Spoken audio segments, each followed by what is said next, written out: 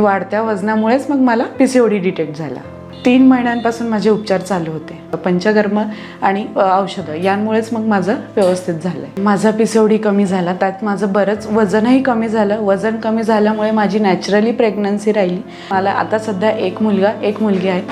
दोघंही खूप छान आहेत. माझं नाव प्रियंका विठ्ठल पाटील. मी सध्या नाशिकमध्येच राहते आणि मी PCODसाठी रोहती आयुर्वेदमध्ये उपचार घेते. रोहती आयुर्वेदबद्दल मला रेफरन्स थ्रूच माहिती मिळाली होती. 3 महिन्यांपासून माझे उपचार चालू होते. PCODवर डिटेक्ट झालं ॲक्च्युली मला. म्हणजे बऱ्याच दिवसापासून माझं वजन वाढत होतं आणि वाढत्या वजनामुळेच मग मला PCOD डिटेक्ट झाला. डॉक्टरांनी तर सगळ्यात पहिले मला समजावून सांगितलं की तुमचं वजन वाढतं आहे, त्यामुळे तुम्हाला PCOD डिटेक्ट झाला आहे. तर त्यांनी मला जे काही औषधं दिले, पथ्य पाणी सांगितले, ते मी पथ्य व्यवस्थित पूर्ण केले आणि त्यानंतर त्यांनी मला पंचकर्म सजेस्ट केलं होतं. पंचकर्म आणि औषधं यांमुळेच मग माझं व्यवस्थित झालं आहे. माझं पंचकर्म लघुवमन विरेचन होतं. पंचकर्म करताना घरी तर काही अडचण आली नाही. म्हणजे मला असं वाटलंच नाही ॲक्च्युली की माझं पंचकर्म हे घरी झालं.